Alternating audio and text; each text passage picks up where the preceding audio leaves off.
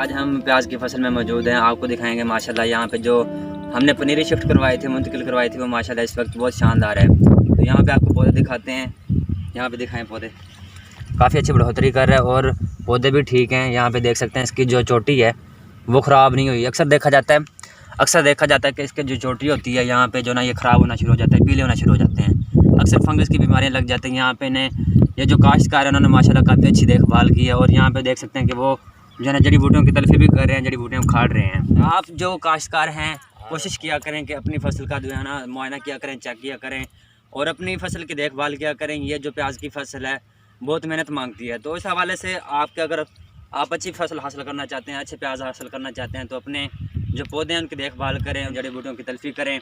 तो यहाँ पे देख सकते हैं कि उन्होंने जो जड़ी बूटियों की तलफी की है, तो यहाँ पे जो पौधे हैं माशाल्लाह ठीक हैं। इनका जो दरमियानी फासला यहाँ पे वो भी ज़बरदस्त है, जिसकी वजह से ये पौधे जो है ना अच्छी बढ़ोतरी कर रहे हैं। तो इनसे बात करेंगे कि इन्होंने कब लगाया था, तो जड़ी बूटियों के हवाले से ये हमें बताएंगे कि उन्होंने क्या क्या इक़दाम किए और वो हाथों से भी जो मैनुअली तौर पर मतलब कि जड़ी बूटियों की तलफी कर रहे हैं। तो इनसे पूछेंगे कि और क्या तरीक़ाकार करना चाहिए जड़ी बूटियों की तलफी के लिए। अस्सलाम वालेकुम। वालेकुम सलाम भाईजान। जो भी जड़ी बूटियों की तलफी करनी है वो अपने हाथों से निकालनी है, इसको स्प्रे नहीं करना। इस पर स्प्रे करने से ये स्ट्रेस आ जाता है और फसल रुक जाती है।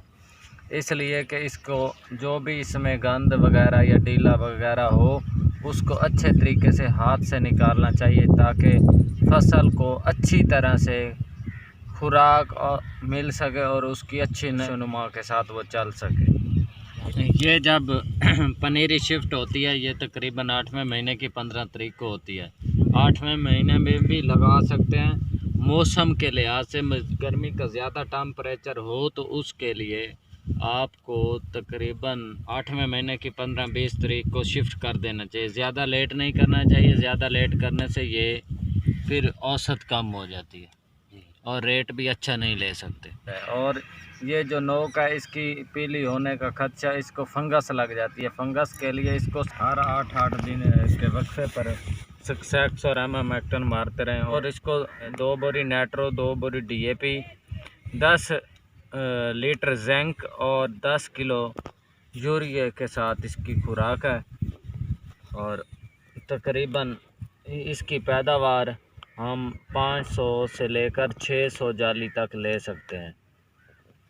एक जाली में कितना होता है तकरीबन वज़न? एक जाली में वज़न होता है तकरीबन 20 किलो। ठीक है।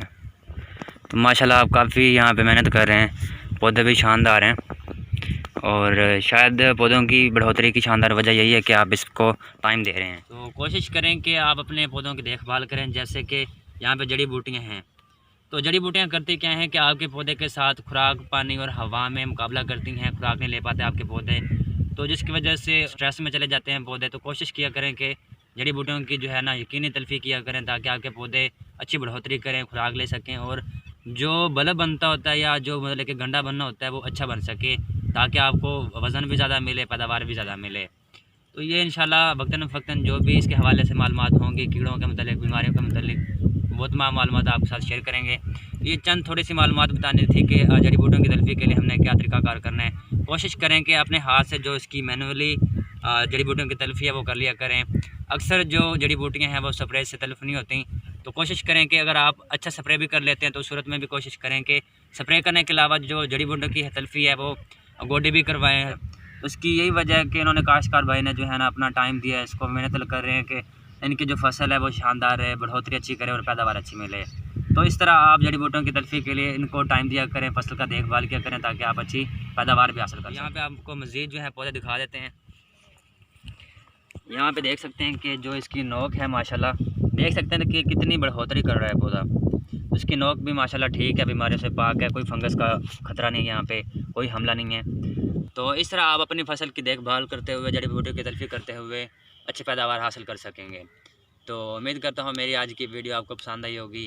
अगर पसंद आई है तो उसको लाइक भी करें, शेयर भी करें और हमारे चैनल एग्रीकल्चर रेवोल्यूशंस को भी सब्सक्राइब करें और इसी के साथ हमें इजाज़त दें। अल्लाह